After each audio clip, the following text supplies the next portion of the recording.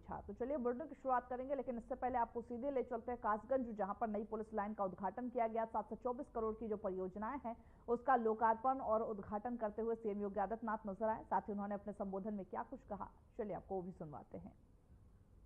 कासगंज वासियों को 724 करोड़ रुपए की परियोजनाओं की सौगात भी मिल रही है। इसके लिए कासगंज के जनप्रतिनिधियों को हृदय से धन्यवाद देते हुए यहां की जनता जनार्दन का मैं अभिनंदन करता हूं, उनका स्वागत करता हूं। बहनों और भाइयों, मैं बधाई देता हूं कासगंज वासियों को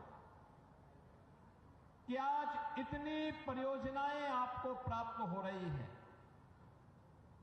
कासगंज, याद करिए, जब सृष्टि के निर्माण की प्रक्रिया आगे चल रही थी, भगवान श्री विष्णु का तृतीय अवतार 12 भगवान के रूप में इसी धरती पर, सोरों की धरती पर, इस धरा के कल्याण के लिए अवतरित होते हैं।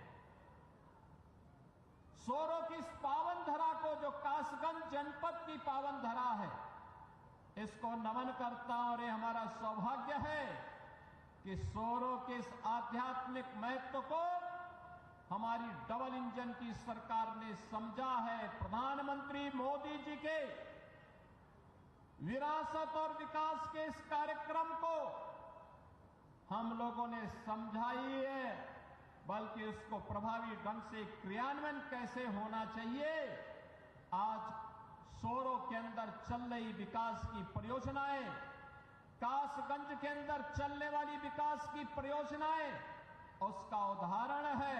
और उन्हीं के लोकार्पण और शिलान्यास के लिए आज मुझे आपके इस जनपद में आने का सौभाग्य प्राप्त हुआ है।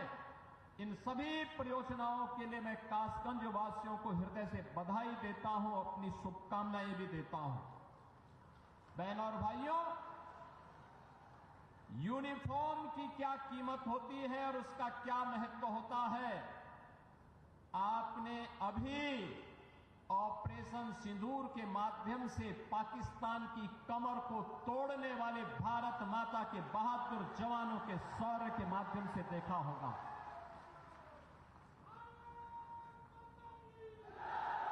आपने देखा होगा कैसे प्रधानमंत्री मोदी जी के मार्गदर्शन में भारत के बहादुर जवानों ने पाकिस्तान को चारों खाने चित्त करते हुए उसको उसकी ही औकात में लाने का काम किया है। अगर हमारे पास मजबूत सेना नहीं होती, भारत माता के पास बहादुर जवान नहीं होते, तो पाकिस्तान जैसे दुश्मनों के रहते हुए देश की जनता कैसे सुरक्षित रहती, कैसे सुरक्षित रहती। अब तो भारत ने बता दिया है कि अगर हमारे एक नागरिक को भी छेड़ोगे तो अपने अस्तित्व के लिए जूझोगे, अपने अस्तित्व के लिए जूझोगे। और आज पाकिस्तान दुनिया के अंदर गुहार लगा रहा है कि जान बख्श दो एक बार। बहनों और भाइयों, ये इसलिए क्योंकि पिछले 10 वर्ष में प्रधानमंत्री मोदी जी के नेतृत्व में सेना के आधुनिकीकरण को लेकर के, सेना के सुदृढ़ीकरण को लेकर के लगातार कार्य हुए हैं। और इसीलिए भारत की सेना दुश्मन के किसी भी प्रकार का मुकाबला करने के लिए सदैव तत्पर रहती है। वो संभल जिले के शहर के